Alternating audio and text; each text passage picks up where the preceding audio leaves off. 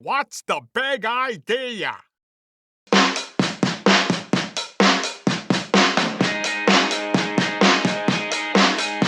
It wasn't 38? No, I said it was 38. We're recording right now. I said it was episode 38, but it was 39. Oh, So that means that today is number 40. 40. We Wow. are now In the episode number 40. 40 weeks. Kinda of crazy. this. It is kind of crazy. It's flying by. It is? So, folks, if you're watching, just do us a favor and hit the subscribe button because we're kind of stalling. We're stalling at 6:30. I noticed we've been stuck there for Oh. a few days now. So Why? I think we're getting shadow banned maybe for controversial comments about Volleyball. war and anyway. Because of our rants. Today's episode, folks, is we're exploring the topic of is mental training a myth? Because there are some varying views on this in the volleyball and all sports world. Been a lot of books about mental training over the past 20 years probably that have come out, and before, but especially the last 20, 30 years that really brought attention to the topic. So we want to talk about, is it a myth or not? So in this show, we have like some subcategories. So we're going to talk about... Yeah, we're going to do it differently. Yeah. Alright. Yeah, we're going to tell people at the start the categories Yeah. we're going into, so that way they can stick around because they might not know how good it gets, right? So it's going to get really good. It's going to get really good. Yeah. And it's probably just nice for us to do this. Yeah. So people can be like, oh, I want to listen to this section. Right. And then they can just like sort of... And then they'll be like, oh, I better listen to the rest. the whole thing. Yeah. Yeah, we want them to And then listen. they'll love it. And then they'll click subscribe. Yep. All right. So So the categories are... So why do parents... Why are they signing up for mental training more than ever? Or why do parents want it? Sorry. Why do parents want mental training? Why is it so popular right now? It seems to be at a very... The peak. Youth sports never really had this, but why is mental training for kids so popular now? Can you truly teach mental toughness? That's what we're going to talk about. Can you really teach mental toughness through a book or a program? Positives and negatives of teaching or taking mental training programs, if there are any, and a conclusion. So, you just turn my volume down? Yeah. Why? Like the tiniest little bit. I know, but I now I feel like I have to yell now. Oh, no. It's just you made a very kind of pop sound in Oh. the mic. Did I? Like But maybe your mouth was just a Maybe little too close. yeah, maybe my mouth was close. Maybe I'll turn you back up. Yep. Didn't you already? Yeah, I did. Oh. But I'm just faking You're turning it down. just in Oh. case. Anyways, people think it's Anyways. people think it's anyways, but it's actually anyway, any which way. Anyway, yeah. You wouldn't say anyways. Anywho. So what do you think? So why do you think, Eric, parents want mental training? What are they hoping to get out of it for their kids? Do you think can I ask a question? Nope. Do you think there's kids or like athletes looking for mental training? Probably as well. Probably more so adult athletes than younger ones, but there's got to be a few younger ones that are kind of crazy ambitious and asking for these things too. Yeah, but I'm just thinking and coaches too. You're right, and coaches too. So you're right. The broader question is, why do people seek? What do they want to get maybe out of mental training? I'm just assuming they're looking at it for performance, for more wins, to do better, to just climb up the ladder to be better than everyone, to be more significant, to win more. Can't think of handle pressure moments better. So perform better in the clutch.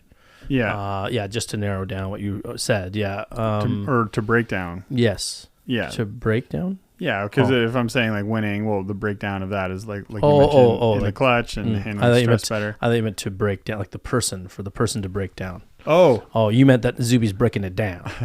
Yes. Break. Anyway, but I do a little rapping. I don't want to talk about that. Actually, if your kid is breaking down, like crying and stuff like that, you're going to be looking to mentally toughen them up. Mm-hmm. So I think performance. Yeah. Right? I think we're sort of generally performance. Make kids perform better. Sometimes I think that parents forget that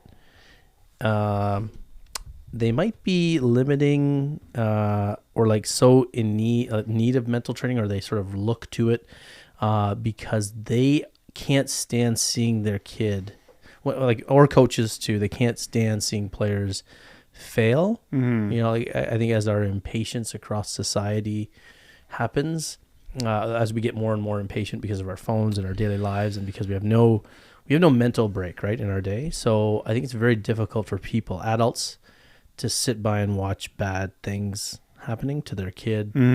And whereas, in our generation, we didn't have our parents even watching us most times, or very rarely. Me less so than your generation. Your generation was the start of, I think, parents sticking around more. So I think that there's this weird, like, I got to fix this before, rather than, oh, they're learning a lot from this situation, Yeah. It's hard to sit there with it. Well, it's interesting. Yeah. So two things kind of increasing at the same time. Yeah. Like just the parents weren't really around when you were playing. It was just like, hey, we got some awesome activity that Zuby can go play, and we can just leave them. Yeah. Or can you get a ride? Yeah. Can you get a ride? Yeah.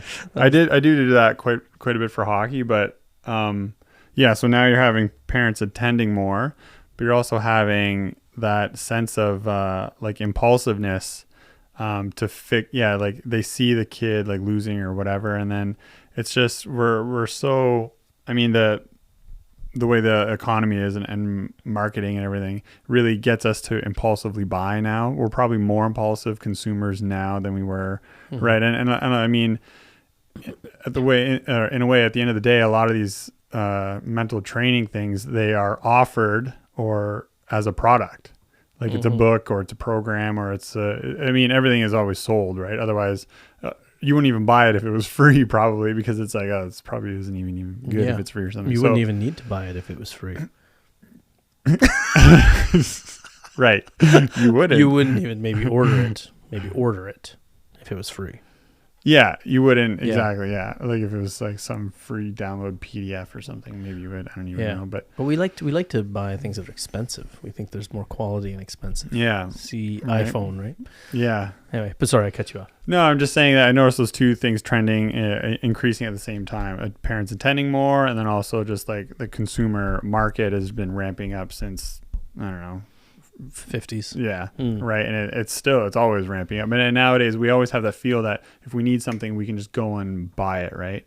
So that probably impulse buy, but I think there's something more. Like, I think what's happening is like, we're not like overall, regardless of whether it's buying things or just sitting with something, reading a book, sitting alone, we're just not, our minds, because the phones, I think primarily, like our minds are not used to being alone. So we're in a constant state of frenziness, and then we take our mind is like, so what happens is like our ability to sit with things is shortened. So if my mind is used to racing, and I think I'm unwinding and doing downtime on my phone, I think I'm relaxing, but really my mind is still going buzzing. I put the phone down and I see my kid doing something that ordinarily, maybe 40 years ago, 30 years ago, parents were like letting their kids sort of, or go play, and they weren't involved even doing something, right? The parents like doing something else. Yeah. Now the parent looks and they have to fix because their mind is just buzz all the time. Yeah. So I think that's sort of what we're seeing too, where I have to fix. Like we run volleyball leagues, and I remember having to tell coaches sometimes, like coaches would stop drills and mix in like better players with players that weren't capable enough. And I said to them, like, so why did you mix that older kid in with that team? And he was like, oh, their rallies were really bad here. And I said, now, that the kids were having a blast. They didn't care that the ball was hitting the ground every rally. They didn't care that they were missing their serves. They were all laughing. We as adults watching have no patience for their bad volleyball. It's actually great. I remember talking with a parent last summer about this, and I was telling her, assuming she was one of those parents, I said, oh yeah, they'll get better in 3 to 4 weeks. She goes, no, I love it. She said, I just love watching them out there playing. I know they're fine. I know they'll get better. And I think I found out later she was a volleyball player too. Yeah. Because I was worried about her impatience, but she was one of those rare parents today who was like, she was sitting there with a lawn chair, a blanket on. It was a cooler night at the beach, and she was like, no, they'll get better. Just enjoyed the process of it. So that's I think that's what parents are trying to fix their kids' performance. Not understanding, I mean, this is sort of going into later stuff too, but not understanding that part of getting to be excellent at anything is actually going through it. You know? Yeah. Did I just give away the end of the show? Well, that's like that's a huge. Yeah. Oh, I ruined it. No, but we're gonna talk about it. We'll edit this out. Yeah. So we got the parents want performance, right? We got that. Yeah. So why is it so popular now? I think you touched upon it too. Why is it now exploded, considering everything going on in our world? Well, the sport's growing, and consumerism, capitalism is growing, so it's easy to make a product nowadays. It's easy. Are you a communist, Eric? No. Okay. No, I'm saying you sure crap on. I buy stuff. Come on, I'm not crapping on it. You're crapping on communism. Capitalism. I'm but just kidding. If you think about like what you're saying with, I am kidding, everybody. Just calm down. I'm not a communist. I'm not. No, not only that. If you are a communist, that's great too. Did I mention, if you're watching on YouTube, you will see that I'm wearing a USA volleyball shirt. So just land of the free, home of the brave. Yeah. But now with our phones, we're able to like actually type our thoughts. You're still laughing into the phone. Smiling. And the weird thing with that is that if you actually go and type in like mental training in your phone, well, now it's going to know what ads to throw at you, right? So I don't know how much of that it plays a part, but I think so. And definitely what you're saying, like the short attention and like wanting to always fix things and like not just sitting in that boredom and like letting the process happen for sure leads to more and more sales of it. Yeah, why is it more? Yeah, that's what I'm thinking. Yeah, I think so too. I think, like you said off the top, I think that tech is a huge part of it. I think that, like, you're right, the phone gearing, like if you have a texting conversation with your kid about, hey, why aren't you more? I noticed you missed a lot of serves, and we know the phones are. I mean, this is in our user agreement. So So Facebook and Instagram are all reading those messages. Like a bot is reading those messages. And they are sending you ads. So you're like, a lot of people still say things like, isn't that funny? I was just talking about that sofa at Winners and it showed up in my phone. And I'm like, that's not a coincidence at all. That's not, that's actually what the phone is supposed to do now. That's why the phone exists. Newsflash. So, 100%. I think it's like, you talk about anything to do with mental training and boom, there's something to buy. Yeah. I think that, doesn't that create a false need in a way? Like if you just, it's like that whole, I don't know, theory. Like if you just keep telling a lie, it'll eventually become a truth, right? If you just keep marketing something like crazy, like throwing money at branding it, it'll just become a commodity. It'll become a product that's accepted on the market. I think that from a marketer's point of view, like the phone is the marketer's dream.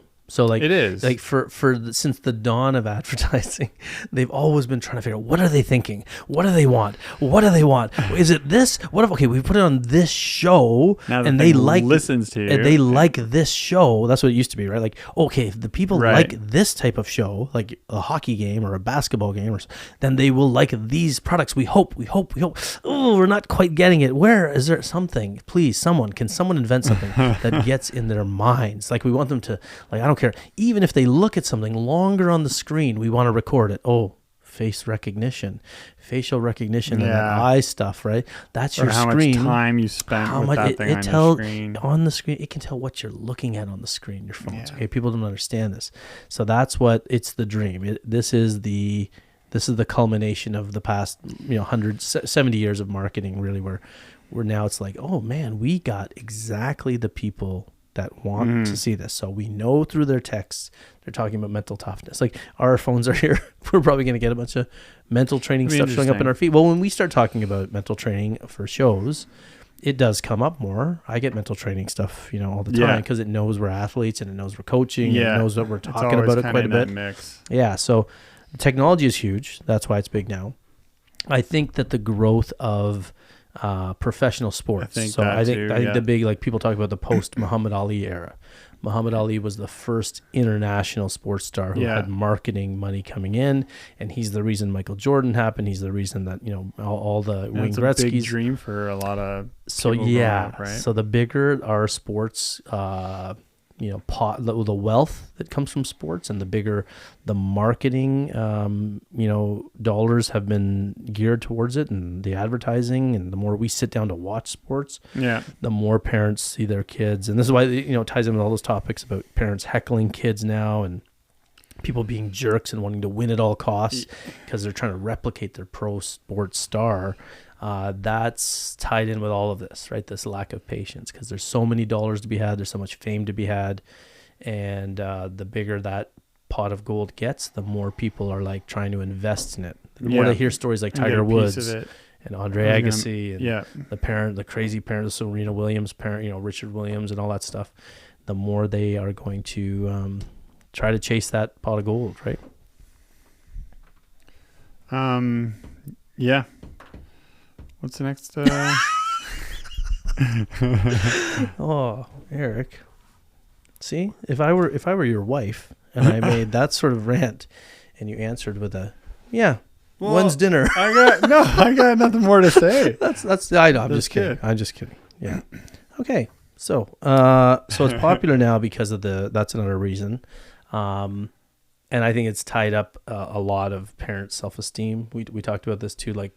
If a parent or a coach has a good sense of self and they worked on themselves a lot, then they tend not to feel the need to tinker with their kid, because the kid is not you, right? And you don't need your self-esteem fix through your kid. It would have been really weird actually to like how my mom approached me with like, hey, like this mental training book. It just wouldn't have worked, especially between those years of like 13 and 16. I would have just been like, what? And in the time you grew up. Ignored it.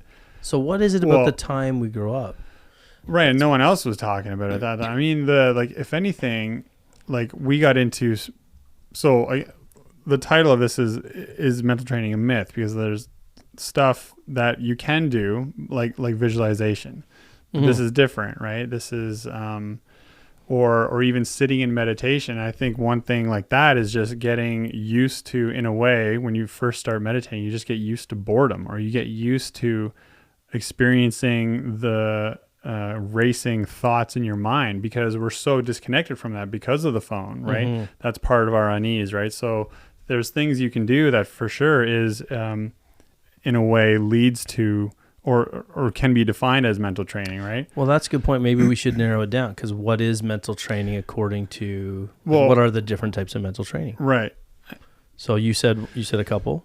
Yeah, I mean, I think they would be, in my opinion, and like exercise. That is, we've said this before. That's like 95% mental training, or it's purely mental training. It's the ultimate mental training, right? Yeah. And like we think it's physical, but this is what I get at too, though. Like, isn't my answer always with this? Isn't the sport mental training itself? It is. That's why I get a little irked when I hear coaches and players talk about, we need a mental training book, or we need a mental training. I'm like, no, but wait a minute. The sport is the mental training. Yeah. Like, you hit a ball in the net, and then you coming back and getting the next set and killing it, or smoking it out the back or something. That's where it happens. Yeah, that is where it happens. It's the life and it happens through experience. I mean, we're getting off topic here, but we're going into stuff. We're going. Well, what I mean is we're going into like later topics. Maybe we shouldn't do categories. Anyway, but so let's go through the list. Try to stick to them. What are the mental training categories? Like, what types are there? There's like in a book. What are the categories? Like, what types of mental training are we talking? Let's define it for people. Like, if we're going to read one of these books. Well, like if we're defining it for our listeners. Like what we think it is. Or listener. What different forms does mental training take in the world today? Right or wrong? Oh. Yeah. Well, yeah, playing the game. Okay. Training would be some form of, I mean, it probably is visualization. But I really don't know like what some of the false things would be. Well, I mean, so not false, but what I'm just saying, like, so today when a parent hears or a coach hears the term or a player hears the term mental training, if I said, okay, team, on Wednesday we're having a mental training session, the player will think that it's either going to be a booklet of some sort, maybe some meditation. They'll think that we're going to be doing some sort of activity. maybe some sort of would it be some excursion. of those drills where it's like the whole team everyone on the team has to get 50 serves over, otherwise we're starting again? I don't think today in this era that young players would think. That's why I think we need to define it, because I think mental training in the way we're talking about it are programs that people are selling. Okay. Right? That's sort of where we're going with this. So workbook, fill out. It's like, hey, write down a time where you feel like this emotion happened or something, or like you felt disconnected from your team, or you felt like overcome with emotion. Or yes, yeah. I think visualization is another form of mental training. I think today that's what people think of. Like there's a program in place, a booklet, some meditation, visualization. I think that's what, if you were to say mental training today, that's what people are thinking of. Right. Whereas I think there was a time where people would say sports is the best mental training, or working out is the best mental training.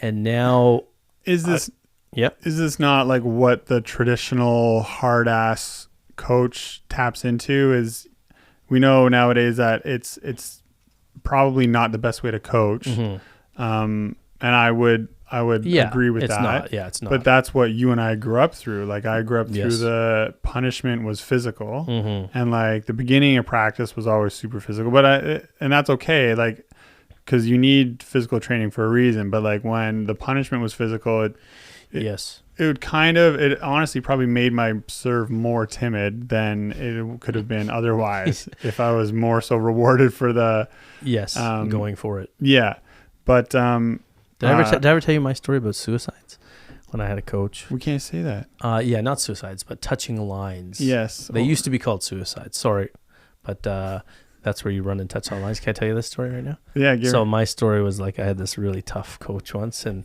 I was young on the team and first year player, and the coach was telling everybody. I use this. You've seen me use this trick today still, but the coach was telling everybody, okay, when I blow the whistle, then you guys start, okay? So, and you can't be last, or you're gonna get punished, like tons of push-ups, sit-ups, whatever, or extra lines. Okay. So he's like, okay, on my whistle, you ready? Go. And then everybody, half the team would take that first step. He said, no, I said on my whistle. And then everybody would have to do the whole team was punished. Do it, but in a funny way. Yeah, I do it in a funny way legit? Now. Oh yeah, I do it in was your coach mentally training? He was, well, that was like you said, the old school mental training that he was trying to put us through hell. That's like obedience. But then he'd do it again. No, he'd do it again. Yeah. And like again, and I swear to God, I was the last guy. I kept doing it because I was like young, right? And so I kept everybody adding on, and then everybody, and then you feel like you're the toxic idiot that's causing all these problems. But it was great. So I use that today, but I don't punish the athletes. I just laugh. Yeah, you did it in a funny way. Yeah, with little kids we do that. When I said on the whistle, you gotta follow suit. Everybody's laughing today, but there was nobody laughing when we did it originally. But that was a real coach that used to do that. No. So sorry, I think I cut you off with that. You were saying something about the old school coach trying to get to mental training. Yeah, I think right. I think that was their way of doing mental training. They weren't quite.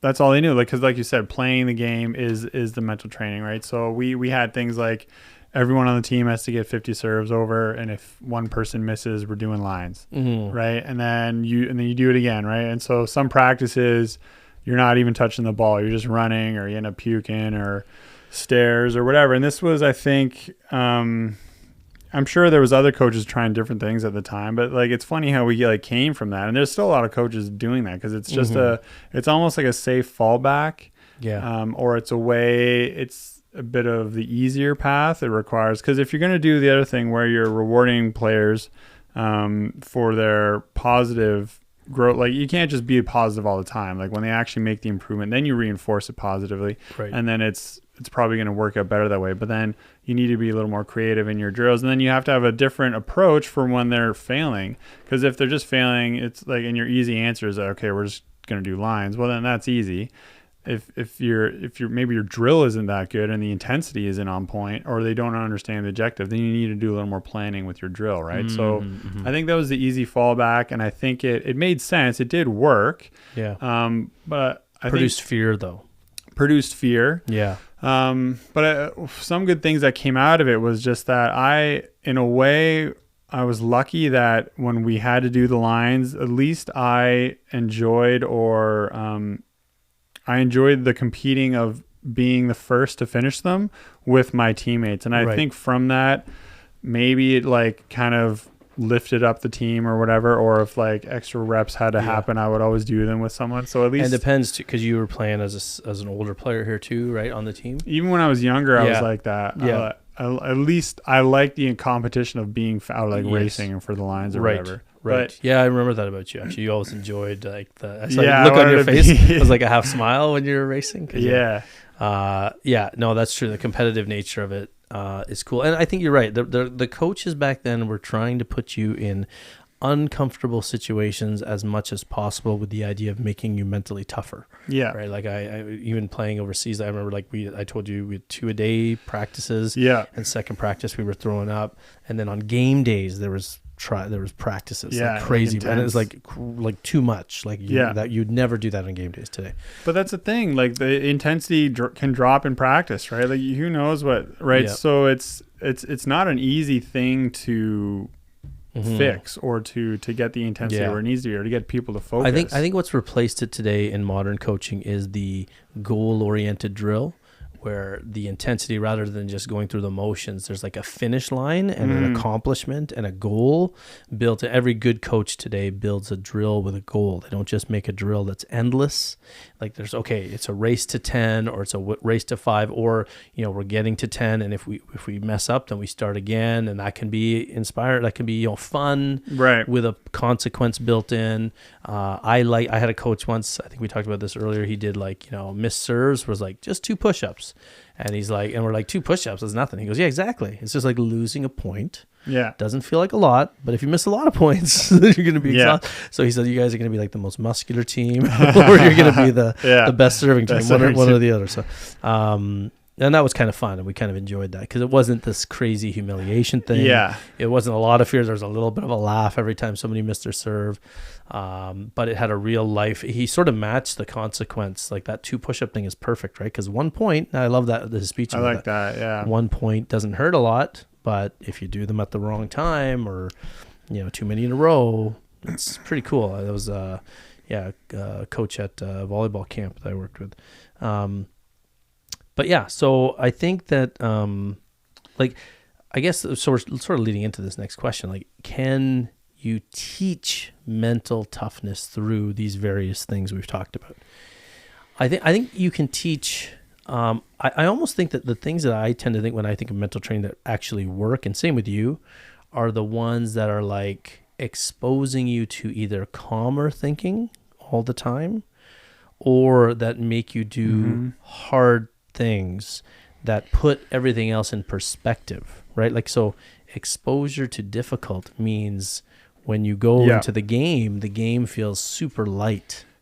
Right. And calm. That's it. Light and calm, I think, are 2 key things. Yeah, because if you're going through just like when you work out in the morning, the rest of your day is easy because you've done the hard thing, right? Yeah. And I agree with that. I think if you take the physical training, because the physical training is important now, and add in the goal oriented objective, like you just mentioned in the other drill. So instead of, or maybe just use physical training, but also just explain like, hey, we're going to be doing like this type of explosives. We're going to do sprints, this and that.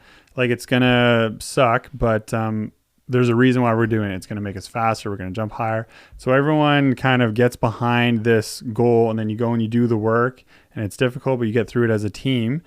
Now you're doing something really hard, but you're doing it with intent, and like you're behind the purpose of it, right? And then you go into your practice, and now you've already had this like awesome level of intensity happen and kind of getting through something difficult. I think that's a great way to then like lead into if you're going to work on a specific skill or something in your volleyball system, a certain side out play, whatever. The focus is kind of going to be there. Well, that's what practice was, right? Practice was the mental training for games. And the difficult thing, like if you start with some physical training, you're also really getting the team to gel because they're all going to be doing it together. And then what happens from that is you're going to get accountability within the team, and now that is gonna keep everyone up at the same level. It's kind of prevent, like, if one of these players then has like a lashing out, it's gonna reduce the chances of that, because they're gonna feel accountable to everyone else. Everyone's gonna look at them and be like, hey, what are you doing? Like, we're all here to work, we're all going through the same, you know, miserable stuff, we're all here to get this goal, and then you're just not focused, right? So now they can just like even just have that body language glance at each other, and it's just like, okay, I need to check myself, get back in. So like, I would even argue that the social aspect of the sport, which is certainly guided by the coach, becomes a form of mental training. Yeah, team building, which is connected with mental training. I think team building and mental training are very closely linked. Yeah. Because that's sort of what, the gym training session, like when you see one teammate doing an extra rep or two that you're not, and then you're like, okay, there's that positive peer pressure that can make you work harder. And you're thinking, wow, the best player on the team is the hardest working player on the team. I got to get my butt in gear. That's the whole Michael Jordan, Kobe Bryant effect, right? Where you're just like, no, that's the best player. They're staying late. They're early. That's another form of mental training for sure. I just think that, like, I honestly think that the best mental training is almost like, it's sort of, the best mental training is the stuff that's not called out as mental training. I honestly think that the more you draw an athlete's awareness to mental training, it's kind of like telling a tightrope walker to not look down.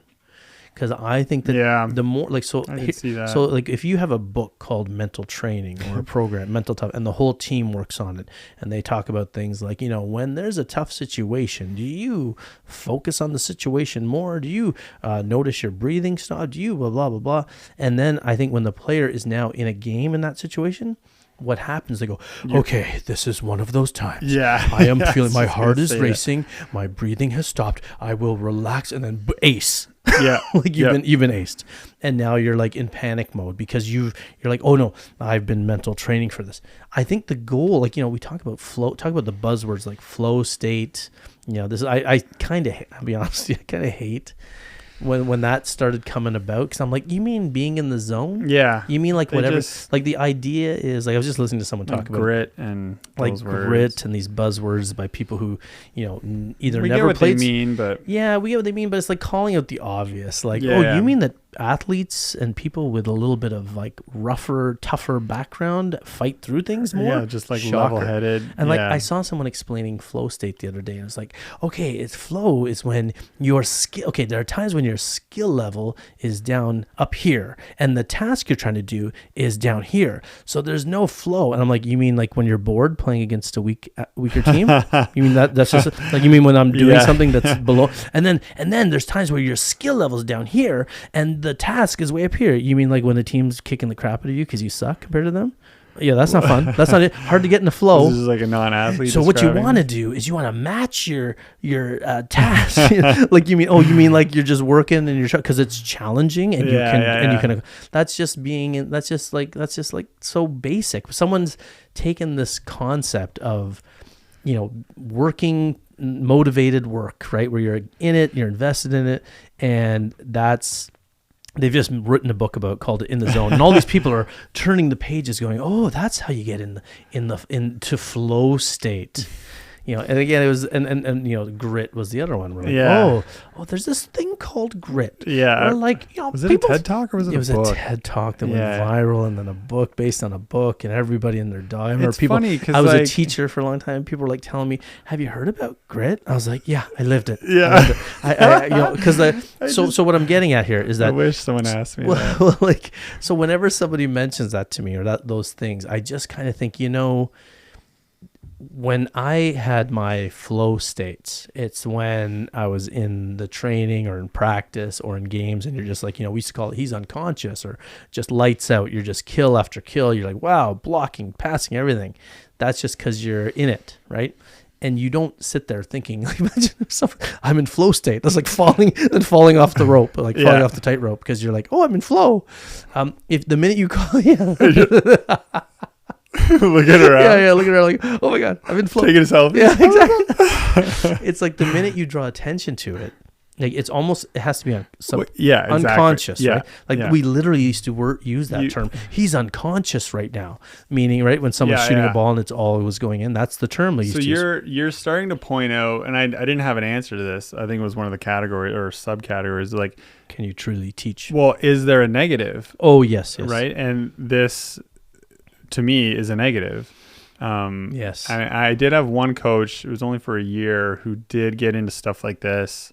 And I do remember trying it on the court, just like you described, like, oh, okay, this is one of those moments. And like, I just got blocked and I'm feeling, demoralized. I'm going to focus on my breathing. And then I'm like, serve in the face. Yeah. And it was something bad. I'm like, this is just going downhill. And like, I think it was not a good game. It actually magnifies. It magnifies the problem. And some of the players I know who are the most into this were the most likely to collapse. So because they were like, you could tell they were in their head, dude. Yeah. And then they think they need more mental training. Thinking like, because the goal, I mean, like, let's face it, the Nike slogan of "Just Do It" is fascinating to me, right? Because they came up with that because it's like, what do you say to athletes? You tell them to stop overthinking and just do it. Yeah. Like that's sort of the goal, right? So if you go into a ton of mental training with a young athlete, it's kind of like you're drawing attention and a magnifying glass to their inner thoughts. And you don't want that in performance. You don't want that in flow, the zone, being unconscious, whatever you want to call it. You don't want to be thinking. You want to be doing. And that's the problem. That's how you get optimal. So it's kind of weird to go into a mental training program and say, okay, we're going to draw attention to all your thoughts, and then we're going to tell you to forget about them all. Now, the best thing I ever heard when it came to this idea was that Karch Kiraly clip. Again, we talk about Karch Kiraly, one of the best volleyball players, the best volleyball player in the history of volleyball.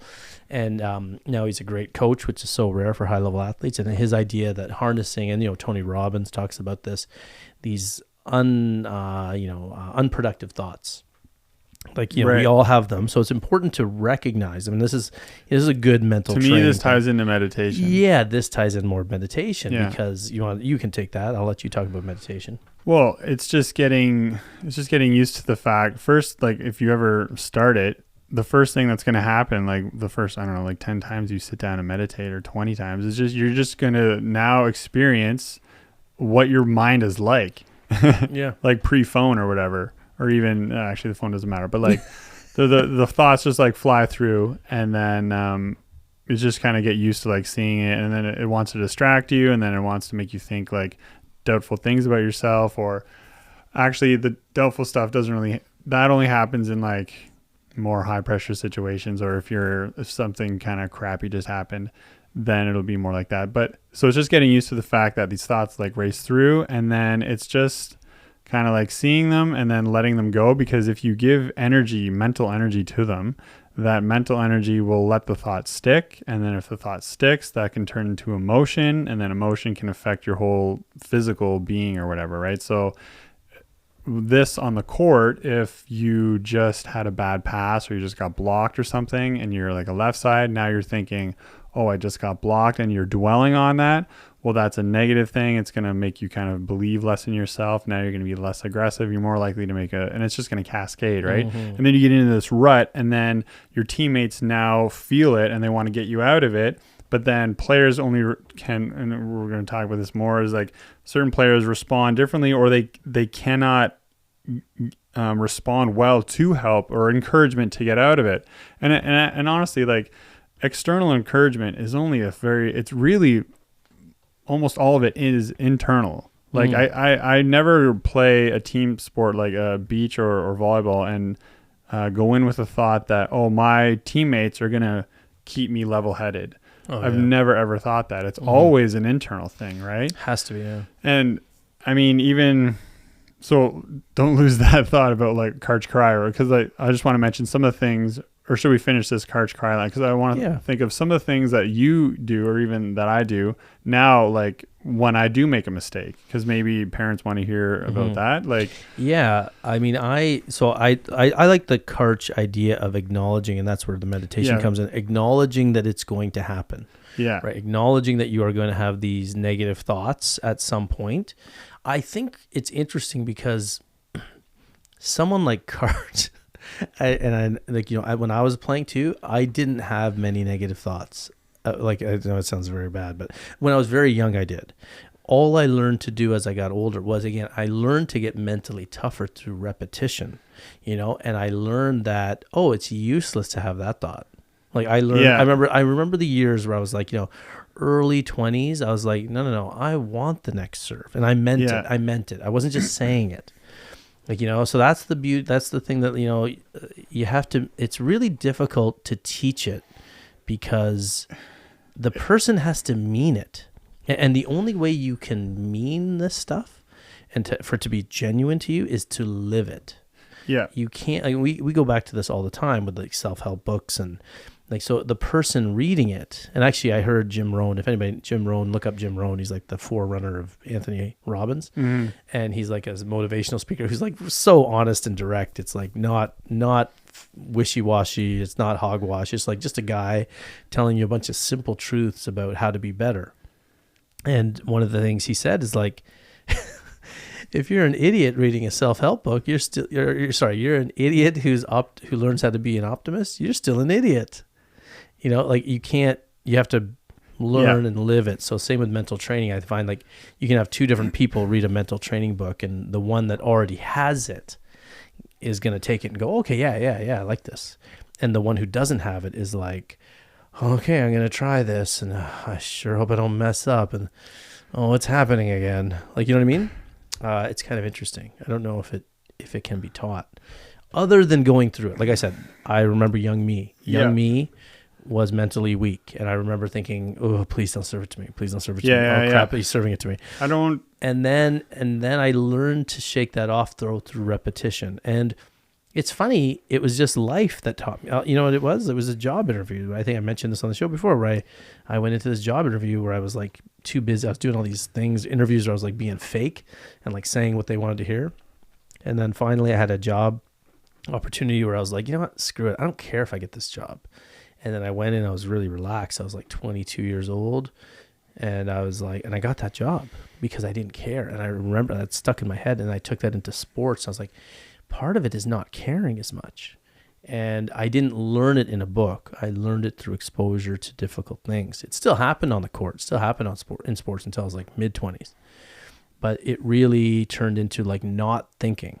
It turned into, and it sounds so dumb, but just like motivated to like, oh yeah, I got blocked. Okay, I'm gonna come even harder this time. I'm gonna go even, or change an angle, but I'm gonna beat this person. It became that, not and taking it personally. By the way, that's one thing that I do, that I always take things personally a little bit, and even when they're not, turn it into that. Okay, that's something I do. I get offended. Yeah, a little bit. I tell my kids this too. Like, get offended a little bit. Like, if someone stuff blocks you or you miss your serve, even if they're the nicest person off the court. Yeah. No. Even if, and don't be rude to the person. Yeah. No. Just get a little offended and take it personally, and then you have a lot in there. Yeah. That's it's channeling it's funny how creating fake resentments. It's that Jordan thing again. Yeah. That's why I love Jordan and Karai because I know Karai wouldn't be sitting around going, that's an unproductive thought. As a player, he wasn't that guy. Right. There's a lot of great energy. That's Karai, the coach in this new generation.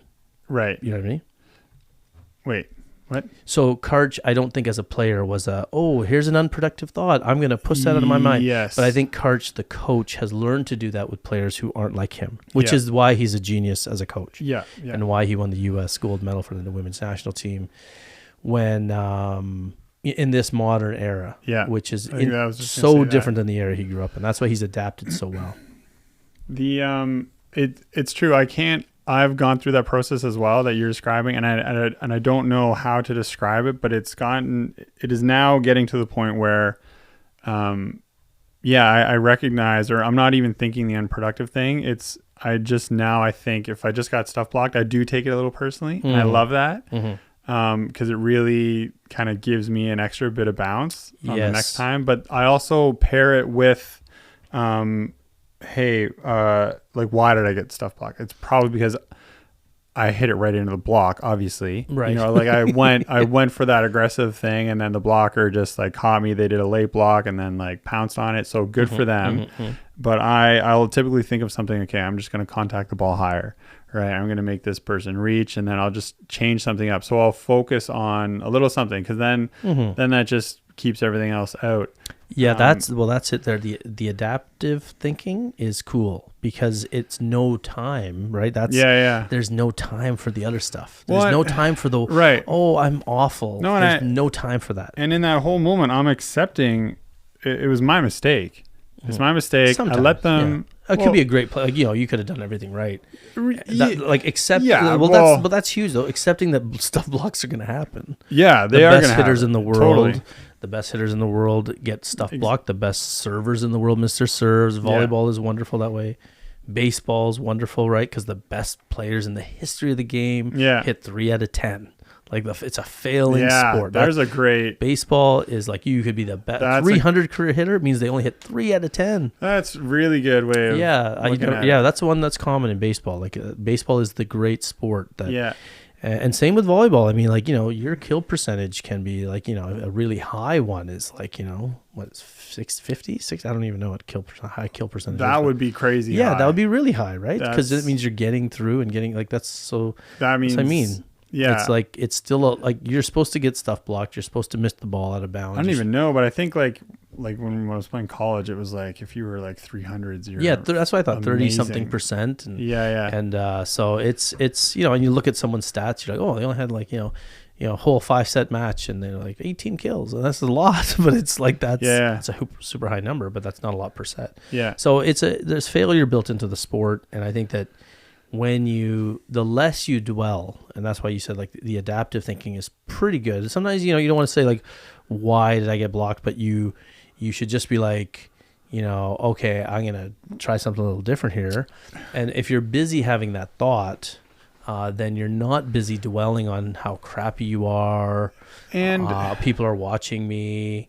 I'm embarrassed. Oh, this player again. But you know what I mean? This also exposes how much you care about the sport. Because if I'm playing against a rec player and I don't really play against, but if, I'm playing just a fun tournament or whatever, and then I'm like stuff blocking someone kind of over and over again, it's just because like I'm like, I hope for them, I just hope they're like are thinking. I hope they don't get like mad or really upset. And if they do, then I'm just gonna like stop doing it. I don't want them to like. If you're destroying them, yeah, right. But at the same time, I would think that this player would think, hey, like this is my level of engagement to the sport. Like this is how engaged I'm feeling competitively. This isn't that important to me, right? And so therefore they're fine and they're laughing it off, and I'm blocking them. And this is what happens. Like I'll block them, and they're like, oh man, you're so tall, or like you're so right, stuff like that.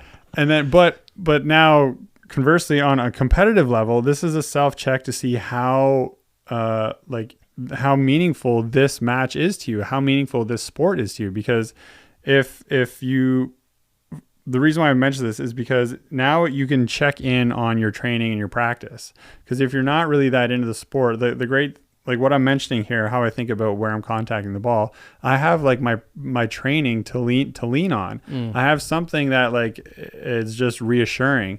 And like sometimes I'll lose a point because my physical fitness isn't there. But if I'm training, that's automatically just boosting my confidence, right? It's like I don't have like if you're losing a point and it's just because you don't have the endurance or something, that's just a harsh truth that you have to accept. And now you need to get through that match. And now once the tournament's over, well, I better go and work out. Otherwise I'm going to meet this same end the next time. And that's a really crappy feeling. And that's how I felt last season. But if you have your training to lean on, that's a great thing to, like I'm saying, lean on, and then you can use that, and then it really helps like keep those negative things, because the training means hard work. Yes, and that's the thing. Like that's the secret weapon, right? Like if you are training and you feel that you are doing the extras, like I talked with an Olympian, like an Olympic beach volleyball bronze medalist who, he was saying that one of his things, like they were very early, that team, in mental training,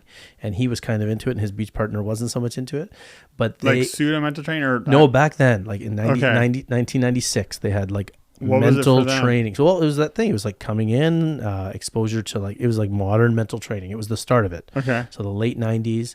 and he was more into it. His partner wasn't. Like his partner was like, mental training is sports, right? Kind of like sort of the way I think. And but he also said himself though that one of the best things he did was when he would go out and it was like 5 a.m, 6 a.m, and he'd hit the beach and he'd run and he'd train and they would be out there working. He would look for those things. Those are the things that gave him the mental edge. So when he walked onto the court, he knew that other team wasn't doing this thing. That's what Kobe used to talk about. Yeah. That's what Michael Jordan talked about. That's what Karch Karai. I don't know. Karch Karai had this insane workout that he did. That was unreal, like 500 block jumps at nets and like crazy, like his calves. And so he was just doing things like you said. The training is the mental training. The physical training is the mental training. Doing that extra thing. And further to what you said, like there's a great quote about what you were talking about. We don't rise to the level of our competition. We fall to the level of our training.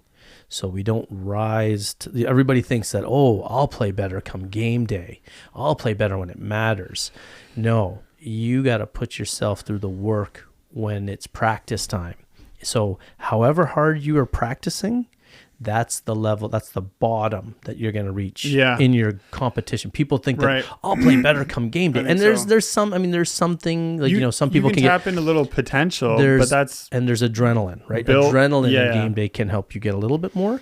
But when it really gets tough, you're going to fall to the maximum training level. Like that's what you were saying, basically. I love that quote. Yeah. Right. Because it's a really key point. And that's where I think that we're getting to here is like, the mental training is the physical training you do, and you will, however hard you train, that's what you're going to hit in the competition when it gets crunch time. So if you're seeking mental training, well, the weird thing is that if it's the parent seeking the mental training, this doesn't work because what is required is of the player to do a self-assessment of where their weaknesses are. Yes. Right. It's like an alcoholic not admitting that they need the help. That's why you admitting it is the first step.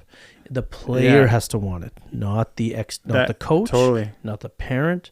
It only works if the player believes it. Yeah.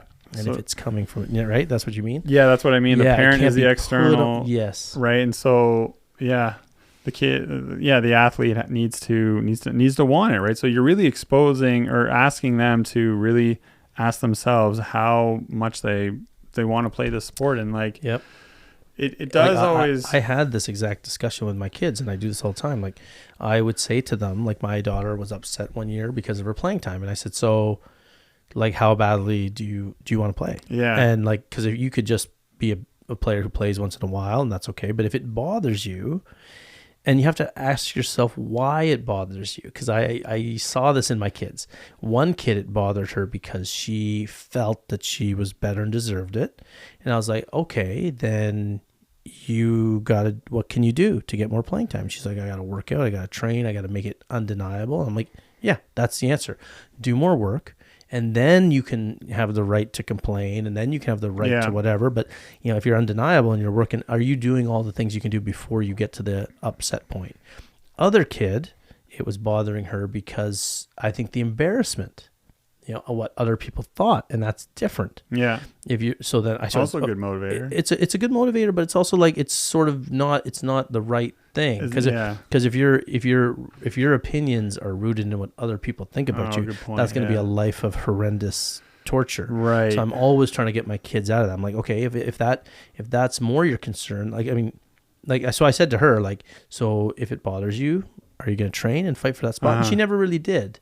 Because she didn't really have the internal drive. It was external drive. Yeah. And internal drive is what we're talking about here with mental training. And the kid has to be internally. So one of my kids will sit there and do the meditation and will get into the mental training. And the other one might not be as interested in that. Well, and this is such a difficult thing. I mean, just thinking back on myself at that age, like I would not have been into It's nice to have an adult tell you this though, right? Like that's where if somebody really wants it, that's why I say it would be amazing to hear it for sure. Well, one of my favorite lines when Hopefully I taught from the coach. Well, yeah, it's tough though. Like coaches. Would it be better from the coach than the parent? But I guess it doesn't matter. Like as long as the parent's not like pushing you. Like I'm not pushing my kids into being. I'm not telling them they need to be great.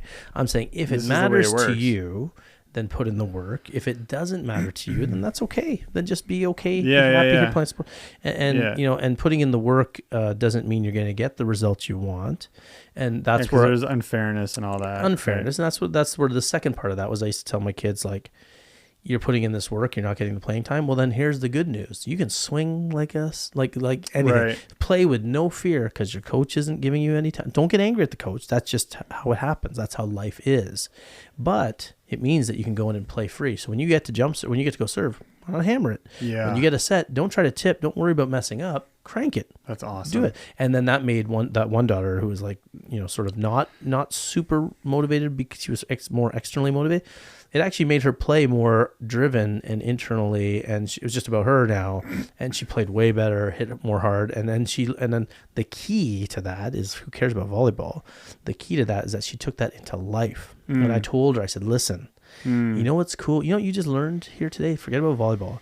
You learned to go for it. You learned that nobody outside really gives a crap about you. I mean, like, you know, I don't want to say it like that, but but you don't worry about them. Just when there's a situation that you're not happy with, or there's something that, you know, it's in your control, and the best thing you can do in nerve-wracking situations is to not care. Get rid of the care. And that's the mental training, right? Like that's the idea of not thinking. Because she was thinking before. Like if I gave her a bunch of mental training books, other people. If I gave her a bunch of mental training books, I guarantee you she would have been so tight on the court all the time. Yeah. Worried about messing up. Worried about this. Chapter 4. Yeah. Don't freak out. Or I don't know. That's it exactly. Yeah. Like that's basically what the books are. Yeah. Versus the just doing it. Well, and frequent exposure to stress, right? Frequent exposure to stress makes stress much easier to handle. Yeah, boom, that's it. Yeah. And you can't replace that unless the book has like electricity on every page and it shocks the kid. You know, where by page 100 they're like cool as a cucumber, or like dead.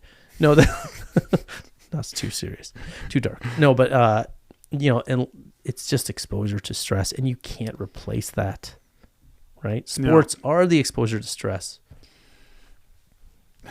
Dang, Did I just finish the show? No. I had a great thought, and then I just like, sorry. And then I had another one.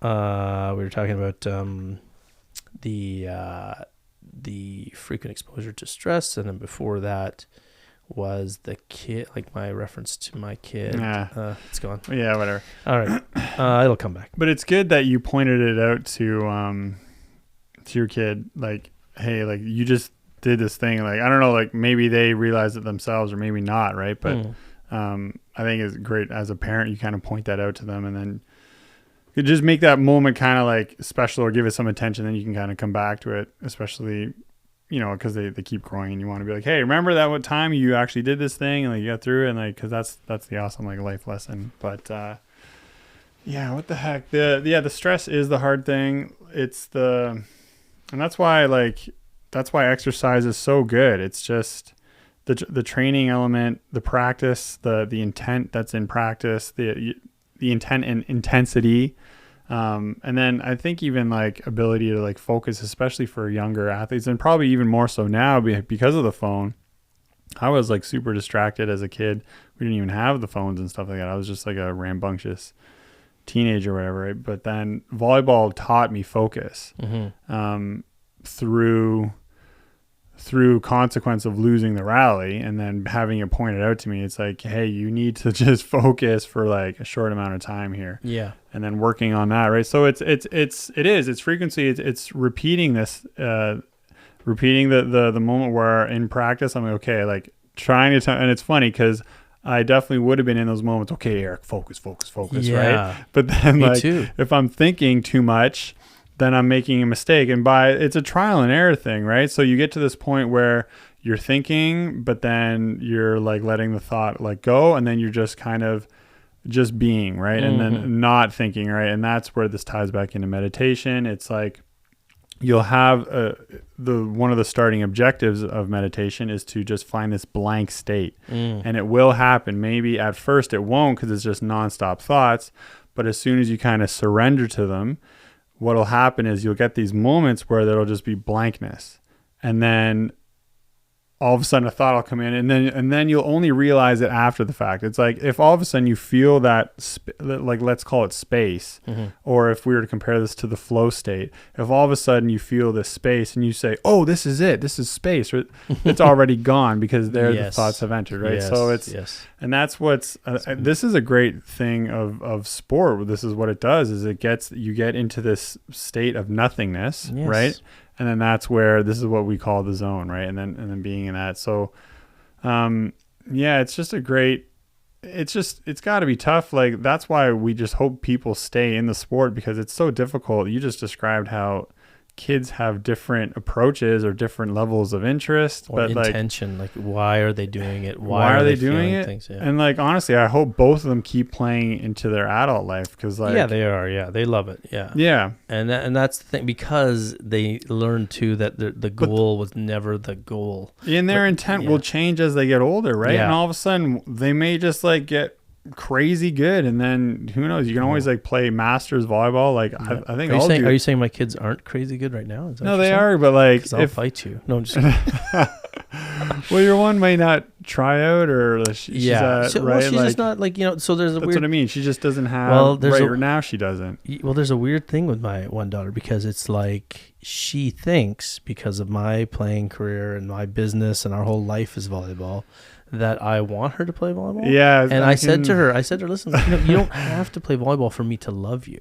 Right? Like, my life is volleyball. Though. Yeah, my life is volleyball. So I'd be totally fine if you guys switch to pickleball. You guys go play tennis. You go do whatever you want. Well, I want pickleball. you to. Not pickleball. No, pickleball. Long story. Yeah. But if you played some other sport, I said, that's fine. I do want you to have physical fitness in your life. I think that that's mental health. I think that that's vital, and it's struggle. Do you have like resting volleyball judgment face or something? No, the big thing on the beach is that they look. Why don't you play volleyball? Well, no, they used to look over at me on the beach, right. Like, Dad, we know. I'm like, I'm not even looking. I'm looking three courts over, so I must have a resting volleyball face. That's hilarious. But so once I had this conversation with her, it was kind of nice, because it was like, I'm not. You think you're projecting this pressure you feel. I've never once said, I want you to play here. I want you to play there. She's such an outward perceiver, and then she's so externally driven. So she's worried about my perception, just like I was talking to you about. So when she learned that it didn't matter to me, and even that I said to her, like, if you don't play varsity, I can see it, because varsity's crazy now. Post-secondary, even trying out, like, even if you made it, it might be a nightmare for your mental health. On top of it, the stress of it. So when she heard that, it was great, and then she didn't. So she said, okay, I won't go for it. It's a bit much. And I go, I get it, because the club world is crazy.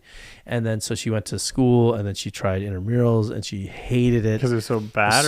Bad. Oh, was it? Level volleyball. She couldn't play. She wanted to play competitive. So then she was dying. When she came home, she played in leagues, and she plays beach, and she does all this stuff. And I think she's now more into volleyball than she was before. And also, she's out of the crazy club world where all that political stupidity.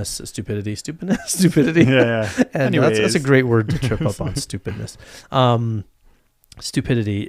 She's away from all that, so she's enjoying the sport, and that's the goal with her. I just want them to love a sport, and once a player realizes that, then you talk about mental training, and she's a lot more okay with mistakes, because it matters less. And that's where I think meditation is legit, like real mental training. I think if your mental training is about working out and about mental training, and then the sport itself is hard work. There's no better sport, I think, for building mental toughness than volleyball, because it's one, done, reset. Here comes another one. Just like life, it keeps coming at you. Next one. And if you falter, or if you think too much about the last one, that 1 point will turn into 5 points really fast. Yeah. So I think volleyball is the mental training. Whenever I hear people talking about volleyball mental training, I'm like, just set up some drills where there's consequence built in, and that's the mental training. Here comes another one. Remember like touch 10, like you know that where the coach just hammers it at the player in the middle of the circle, and then they throw it to the back, and they throw it to the back corner, and they just like that whole drill. The reason why that's worked so well, if people don't know what we're talking about, it's basically a player in the middle. The whole team surrounds the player, and they're all shagging balls and feeding the balls to the coach, and the coach is just hammering ball after ball into the middle, throwing one in the corner, tipping one short, and that player's running around like a dog, sweating their butt off. They have to touch the ball no matter where it goes, and that drill is designed to get that player. And that player can't think. Like there's no time to think, and that's what the coach wants in the player. So that's a mental training thing that's legit. Right, it's pressure. It's physical pressure, and just no time. It's like that's what every great drill does. I like that. It exposes physical conditioning as well. Yeah, which is really good. It hits on everything. Yeah, but the biggest thing is mental, because there's no time to sit in that circle and say, "I'm tired. I suck. Why didn't I get that last one?" It's all rooted in next, which is life, right? Life is next. Like the older I get, like, I've had this year has been we have a lot too much time to think nowadays. Yeah, man. And I had injury, I had like personal loss, I had like weird stuff. Like this year has been really tough for me, and the only thing that keeps coming to me is two things. One, I just keep saying to myself, like, life just keeps coming at you like a steam train. Like it doesn't stop. And the other one is, life is supposed to be suffering. It sounds, remember we talked about that? Yeah. Like existence is suffering, the Buddhist mentality. And I used to say that quote. I used to teach that quote. But the older I get, the more I'm like, once you accept that existence is suffering, or life is hard, and it's supposed to be hard, because let's face it, look at where it heads. I mean, parents my age know what I'm talking about like you've lived through a certain amount of hardship. You realize that once you adopt that life is hard, then things get easier. Yeah, it shifts. It doesn't. It's funny how, because you accept that life is suffering, but it doesn't mean that every day you are then thinking, "Oh my God, this sucks." Another day. No, it changes it, because if eternity is that, then you may as well shift your perspective on it, and you start to think about it differently now. Well, you're more grateful. For that's good moments and good days. Yep. So what happens is, if your focus is, and your understanding is that existence is suffering, every moment of non-suffering you actually notice. Yeah.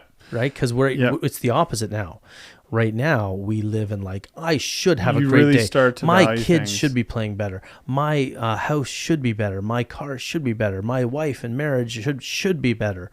But that is a whole bunch of stuff that's not going to be ideal, and you're going to be down all the time if you think like that.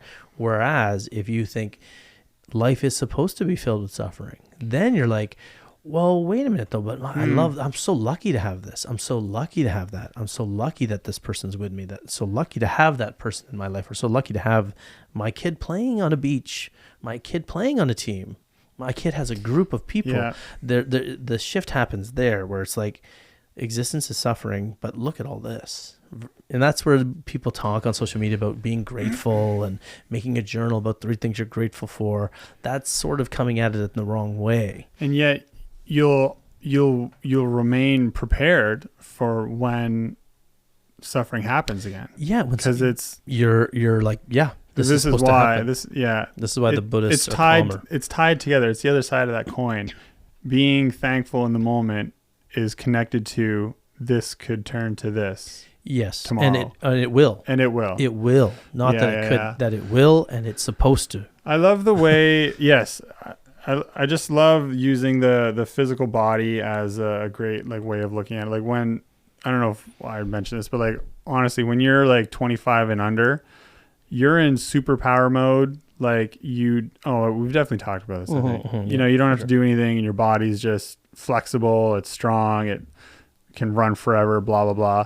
Now, as an adult, this is real. The time you put in, if you want to have output like play, you have to put input of effort and training and stuff. So now it's just, this is something I've been trying to do now lately, is just keep my body moving. Because even if say you're a gym rat and you're working out all the time, but then you're just sedentary at work or driving for 10 hours of the day, how much of that gym this is just something I've been reading about lately, and the theory is that it's pretty much undoing itself, because the idea is to like keep the body moving. And I'm noticing this with certain injuries, as if I can just kind of keep moving through the day, like obviously sitting is a natural position. That's why we've invented chairs and stuff. But like, sitting on chairs isn't natural. Well, sitting on chairs isn't natural. No, sitting on the ground is natural. Squatting and right, cross-legged on the ground. That's why sitting in chairs is ruining leads to an issue. Yeah, because for our bodies for millions of years have been sitting on the ground or squatting. Yeah, maybe sitting on the odd rock, but even that position is not the same as a chair. Yeah. And then, well, because I know this hip thing I got, like it came from sitting, so it's the weirdest thing. So it's like, all of it is, yeah. I just try. You've heard the sitting is the new smoking. I have, whole yeah. line, I guess. Yeah. Oh yeah, sitting. That's why the standing tables are there, treadmill tables, and because it just goes back to our. Sitting in an office is not natural, or sitting in a car is not really what we were doing for the bulk of human history. So we haven't evolved. Actually, if you think about riding a horse, that's a very active thing. Obviously, you don't want to do that for 10 hours a day because you'd be walking. But even more natural than that, because not every place had horses, was the walking. Yeah, and the just running, walking and running, right? So running away from dinosaurs. Yeah. Right? Flintstones was a documentary. That's what I'm saying. No, but like, the mental, exposure to hard things, leads to better mental toughness. And I think that the sport is tailor-made for it. And, understanding that, the existence is suffering. What you put in is what you get out. Well, that's a good mental training thought, right? There are thoughts that can resonate with you, but if you suffer through your practice, suffer through your training, it does make the games easier, right? It makes the games easier. And that's why people are, like, the highest level coaches are always teaching players to practice as hard as you can, because you want the games to be like practice, right? And you want the practices to be like games.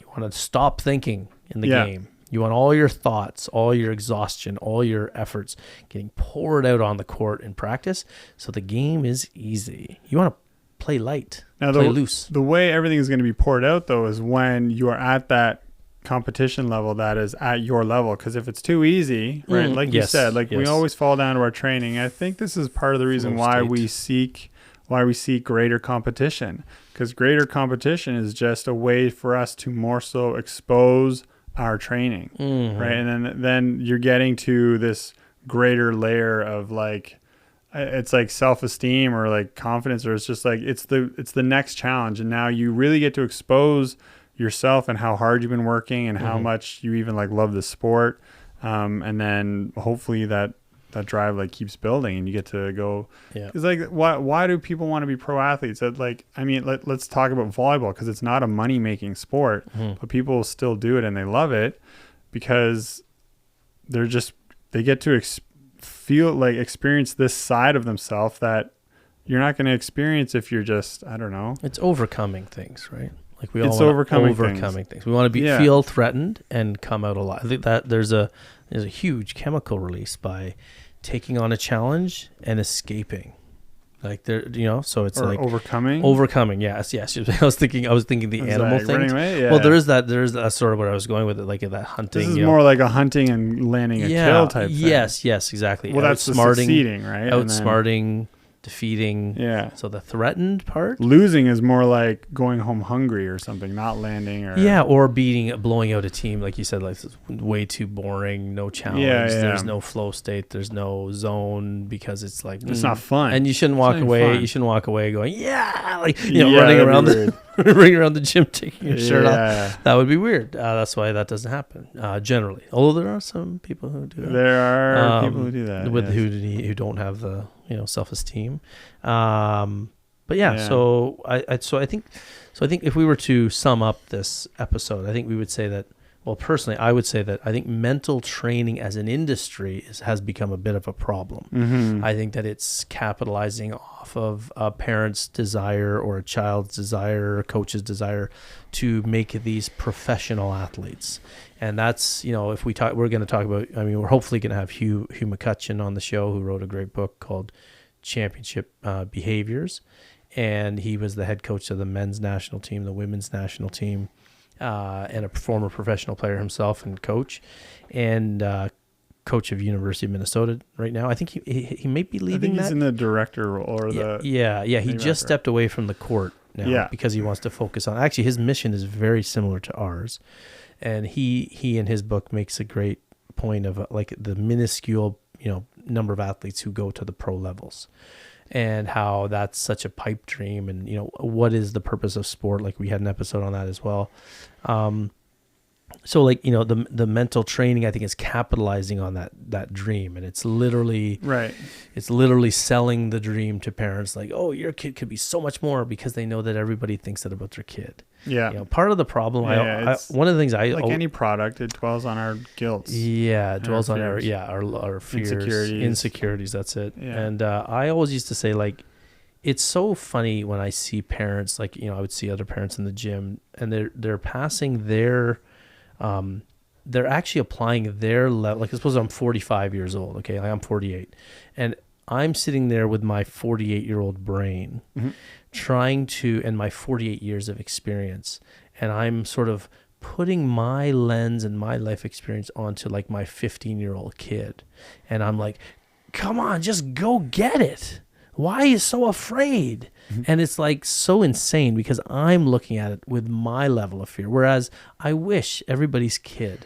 Can you imagine if everybody's kid? I mean, this is why Back to the Future, the movie, was so famous, because that's a kid getting to see what their parents were like at their age. You as a parent, stop applying your adult life experience. And, looking at your kid and saying, why are you so afraid? Because every kid's afraid at that age, or every kid's timid. It's so insane that parents don't realize what they're doing here. They're like, oh, yeah, I would be like that now. But rewind to phys ed class 30 years ago and let's see what you were like. Right? I have a funny quick story. It's related to pickleball. Like my friend, like former Division I tennis player, played semi-pro, but her parents never. She's a tennis pro, right? You said tennis, right? Yeah, tennis. Or did you say? She was like a former pro. She played Division I. But you said tennis, though. I said tennis. Oh, okay, I wasn't sure if you said tennis. Tennis. Yeah. But her parents like helped her like learn the sport, or like brought her to tennis, but they never played it, right? And anyways, recently they just started playing pickleball. Like this. Like one of the first sports they played in like 30 years or something, right? Oh, wow. But she was telling me, like, when she was young, her mom always used to be like, just hit it down the line. Why? I don't get it. Like, why don't you? Right? But it's funny now, because her mom, like, so when they go to play pickleball, like she's playing with them, they're walking by the tennis courts, and then she said her mom the other day, she's like, oh man, like now I see how like how it would have been so hard. I can't believe you were able to get like all over the court and like hit it there, because she's on the pickleball court and it's so tiny. She's like doubles. And she's asking like, oh, like how do you like hit it? Like how are you able to hit it this way and then that way? And so she's experiencing the challenge of the sport now, which is giving her appreciation for her daughter playing tennis and being able to do what she did, right? And so she just like had a really good laugh at it, and she's just like, it just took her like 20 years to realize this, may have never, if you never got right? But easier said than done. Totally, that line. All these old phrases. Such a laugh. All these old phrases. The older I get, the more I'm like, somebody needs to bring back these phrases and write about them. Right? Like, easier said than done is such a good one, because that would be a great one for parents to think about. That's a good book idea. Yeah, I was thinking about it. I'm sure it's been done.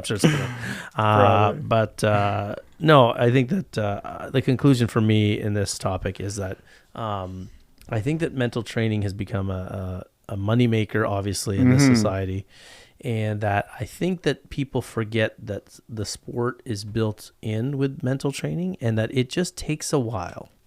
Everybody needs to just relax, and there's no race. And the minute you actually try to pour gasoline on stuff like this, there's no shortcut to mental training. I'm sorry, that's it. You can't. There's no secret here. Like one of the favorite ones is my favorite movies is Kung Fu Panda. Because if you haven't watched Kung Fu Panda, then turn off your radio or turn off your Spotify. Radio. We're not on the radio. turn off your satellite. No, we are, the Kung Fu Panda thing is great because it's like there's no secret ingredient. You know, the dragon scroll, he spends his whole time, and then they open it up and there's a reflection of you coming. It's just you, and there's no secret ingredient. Everybody's looking for the magic shortcut, but I'm telling you right now that there's no shortcut to mental toughness. You just got to go through it, and you got to go through a lot of it. Yeah. And like, you know, And you have to want to go through it. And, well, Like, not even, yeah. But I mean, like, that's like, what I mean is like, it's got to be circumstances that will lead you to mental toughness. And this is why the people who play the most tend to be better than people who play less, because it's that frequency of exposure. Well, There's a law of frequency, right? And especially when it's at that level that they're at, like when the competition is right. Yeah, like I mean I think that's a given. Like, yeah, I mean, we know that people who play, you're just gonna if you don't seek that out. I'll put that in my book. Yeah. So if you don't seek out good competition, then you're not growing. Yeah. Like, obviously, I think that's why we crave it. But what I mean is that you can't accelerate mental training through a book, through a CD. CD? Do people say a CD-ROM? A floppy disk? Walkman. Floppy disk is funny. But you can't speed it up. You can gain inspiration and ideas from these things, but they have to be implemented. Yeah. Right. And then that's sorry. I mean the book. Yeah, the book version, the program version. So the only way you can get mental training is through experience. Yeah. And so you put yourself into situations of stress as often as possible. That's where the working out comes in. That's why some people go to ice baths. That's why some people are going sauna. Yeah. Working out. These are putting ourselves into tougher situations so that we are calm and not so worked up when we hit areas of stress in sports. Because the only thing you can do, the only mental training you want, is anything that gets you to think less and to take it less seriously. And I would submit to you that the more studying you do in a book, the more serious you're going to take it. When poop gets heavy in the game, if you're reading books and you're like training in a classroom mental training, it doesn't work. Unless that classroom is filled with water and you can't breathe. Like unless there's some suffering in that room. You poop while you play? I poop while I play. Just when I need to jump a little higher. And I jump an extra 2-3 inches. Yeah. So if you're doing mental training in your book, stop it. Oh my goodness. It always leads back to that old Michael Jordan commercial, McDonald's, 1980s. Google it. Anyway, what's your final thoughts? No, I'm just thinking like exercise, hard things, training. Did you ever do any mental training? Like any one year we had it like a team psychologist. Okay. But which is a little different. It was different. Yeah. It was more so we did the Myers-Briggs test. And I think the reason was they wanted to see how I responded or how they were able to coach me. I don't think that was mental training. If anybody's listening, Myers-Briggs test free online. Definitely recommend taking it. Yeah. It'll tell you a lot about who you are.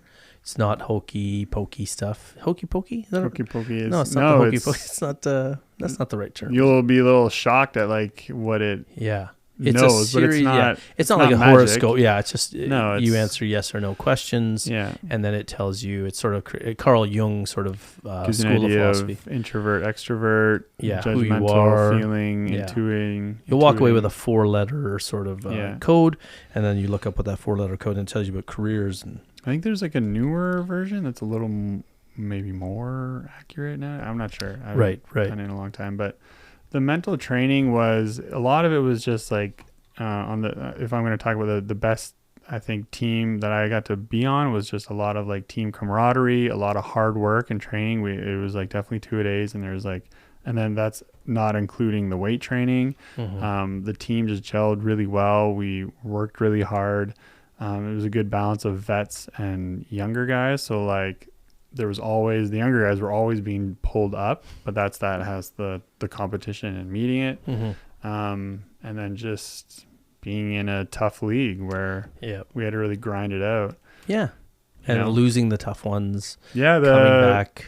Coach played when I was a rookie. So quite a bit of time on the bench, but he made sure to put us in at the right time. Yeah, get you exposure to stress. Yeah, that's what good coaches do, right? Like, okay, we're losing this one big time, or we're winning this one big time. And it was mega stressful. It was like, at that young age. Yeah, like the first time passing a ball was awful, and then by the end of the season, it was pretty good. And passing is 100% mental. Oh yeah, right, totally.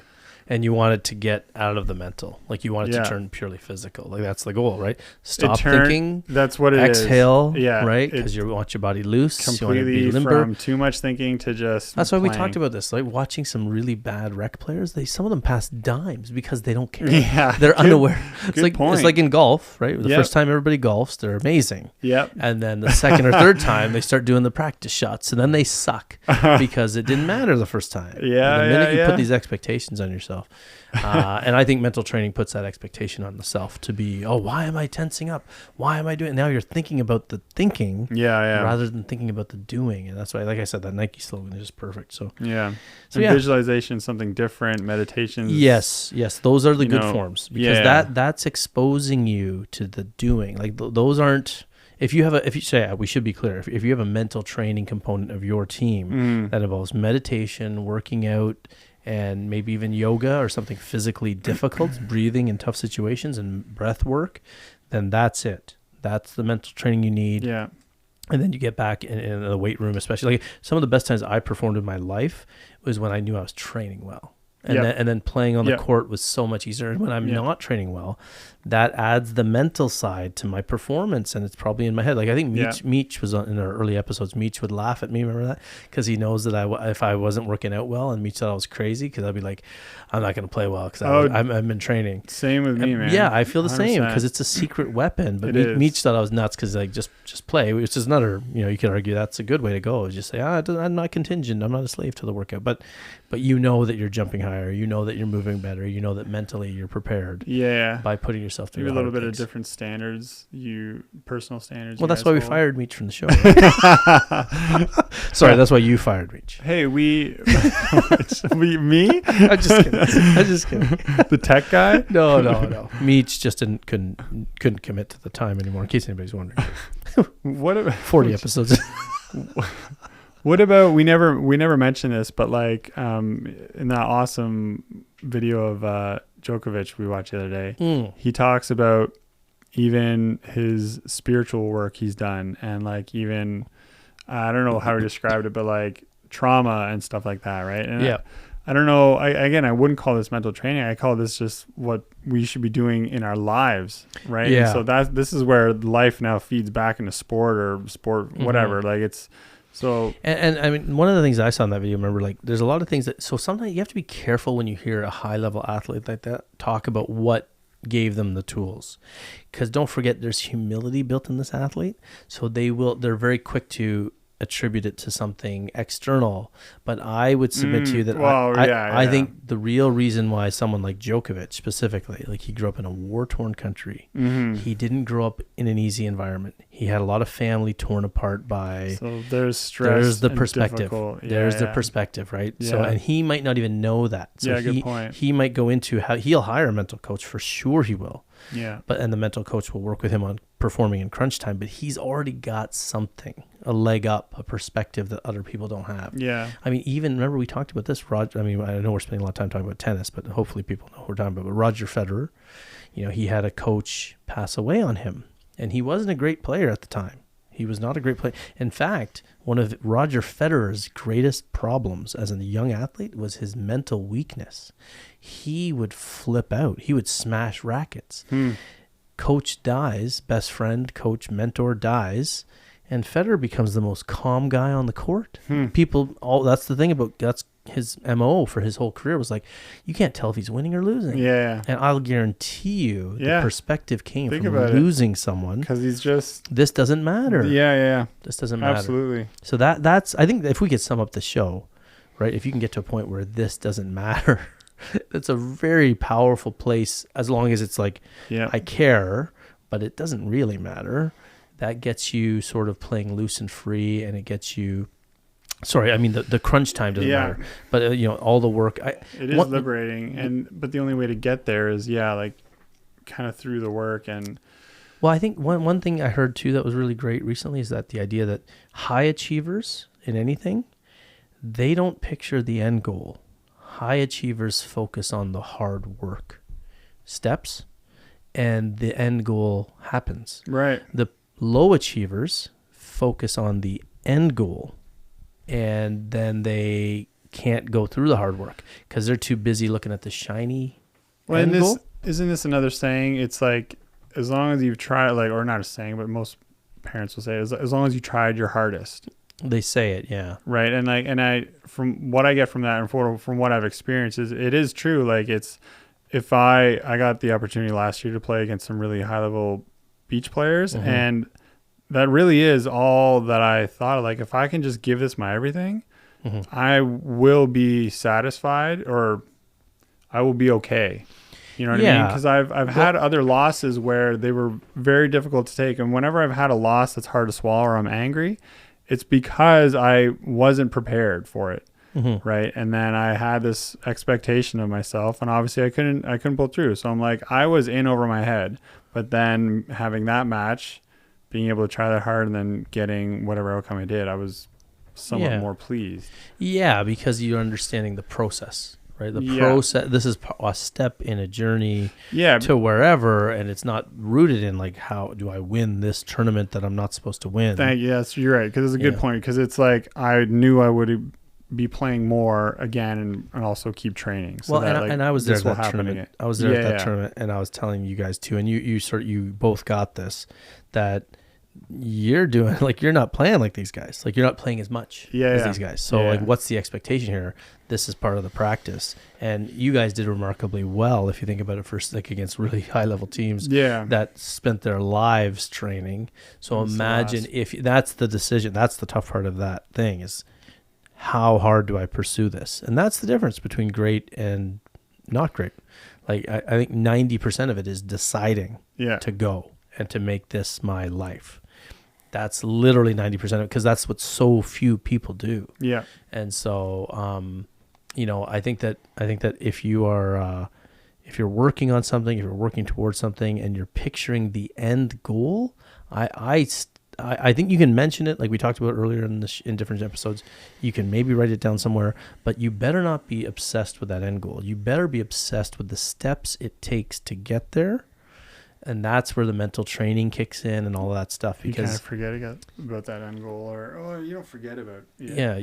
I lean back. No, that's okay. Yeah. You just sort of you have to understand, like, the goal will change probably. The goal should be the hard work. Yeah. The goal is the hard work, and if process is the hard work. What do you mean? Process. Yeah, the goal is the hard work it takes to get. Oh, I see what you mean. The goal is the steps, right? And that's where everybody gets tripped up. They don't understand, like, even in my business life, like, that, and, when I got injured, remember I told you I had that weird feeling of like, kind of excited about the rehab. Yeah. That's because I wasn't picturing myself jumping again. I was picturing the work.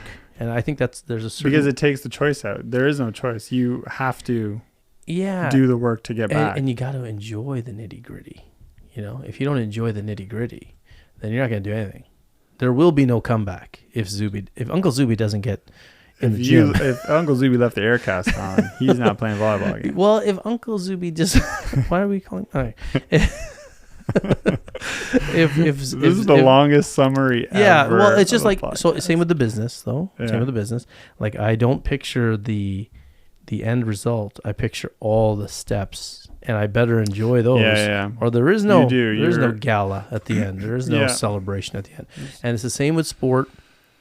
If your mental training is talking about where do you see yourself in 5 years, and it's in a book, you pretty much just put your head down and just go. Yeah, just we don't have like quarterly meetings of, hey, this is our goal of this many sales or blah blah. It just kind of happens. Yeah, and then all of a sudden you have, sold out stuff all over the place or something. Yeah, something that just happens. So it's just, and then you get fun ideas and you go try it, and then and tons of failure. Yeah, tons of failure, which makes future failure less devastating. I remember asking you about those failures. Exposure to failure is so important. Yeah, and if you're the type of person who gets caught up in catastrophe, like, oh my God, I failed, say goodbye to success, because That's the bulk of it. Like we talked about baseball, the bulk of it is failure. Yeah. Bulk of it. That's why baseball is such a great mental training. Yeah. A lot of baseball players go on to great business careers too. After a lot of pro athletes do, because they just know about failure. Yeah, shooting percentage in basketball, same thing. Very low success rate, right? Unless it's a free throw. So, yeah. Oh, so one last thing I just did want to say though. I think we've mentioned this, but I think that part of our obsession with mental training right now in youth sports is because we're protecting our kids from failure so much that we're trying to put them in. We need something else to give them mental training. So like in the old days, like we used to let our kids fail. Our parents would let their kids fail. They didn't even care about it. They didn't even call it failure. And then so we didn't need the mental training. But today, because we coddle our kids and we coddle ourselves so much, that we're like looking for something to create mental toughness because we haven't let them fail. What do you think of that? Pretty profound, eh? Profound, insightful. Like it's exciting. So wait, is this? So the idea is that if we never let our kids fail, which everybody spends all their time doing, we don't let our kids fail or suffer. We're trying to now find failure for them, or we're trying to give them mental toughness. We're trying to replicate external mental toughness because we aren't letting them get it the other ways. Yeah. But then it's not authentic. It's not exactly what we're actually hoping to give them. Exactly. That's the show. Yeah. So if we like the parents that I did let my kids fail a lot, and I enjoy. I used to tell people all the time. I like it when my kids get their asses kicked on the volleyball court or in life. I like it when things happen that are tough for them, because that to me is the only mental training that matters. You know what's funny? Like some kids, and I was like this when I was learning to skate. Like my parents put me on skates when I was like 3, and then they put me on the ice, and I'm just like falling down all over the place. And then they wanted to like give me one of those assist things, and I was just like, so my point is, little kids, they love to do the no thing. They're like, that's the metaphor. I'll do it myself, right? And I was just, they're like, all right, and like whatever. And so I figured out how to skate, just like. Because they let me fall down like 1,000 times or whatever. That's the metaphor. So we're giving every kid that pushy thing. And you always see it in young kids. Like when they're really young, they just like. I mean, just to be stubborn, but it's just like no. But there's an instinct. But then it wouldn't be stubbornness because they don't know what stubbornness is at that point. No, they don't need to know what it is. No, but what it is I mean, the desire to do it oneself is sort of innate in a lot of us. I don't think it's in everybody. But I think it goes back to my point at the beginning. Remember I was talking about the adults have no patience for watching this? Yeah. Like the coach I had who was like, not coach I had, but the coach working for us who like mixed up the drill because he couldn't stand watching it and the parents couldn't stand watching it. Yeah. The same thing with the kid falling on skates or a kid falling, the walker or whatever, the assister, that pusher thing is a thing that helps the parent live through this. Right. Because where else would that idea come from? Except the parent the kid wouldn't say, hey, give me one of those things. Yeah, 100%. There you go. Yeah. Boom. Boom. So parents, you got to let your kid go through it a bit and watch the long-term benefits of a kid. Because honestly, I really think my kids are, a little more humble and attuned to the ways of the world because, we put them underage. We made them play up age groups on the beach, not so they'd get better, but so they got a lot of losing. And now in life, they can handle adversity. They're pretty strong, right? Yeah. So I think that's the way to go. That's the best mental training there is. Get your ass kicked once in a while, right? That's why I started the fight club. Remember that? What's the number one rule? No. Anyway, not saying it. I think we're done. I think so. Okay. So on behalf of Eric, I'm what's the guy's name? Uncle Zuby? No, from Fight Club. What's his name? Oh, Tyler Durden. I almost said Paul Durden. Volleyball legend. Yeah, I was just thinking that. Wait a second. Tyler Durden. Yeah. I ruined it though. We'll edit this out. None of this. Oh shoot! I forgot to hit record on the whole show. Just kidding. See you next week, everybody. Yeah. Good listening.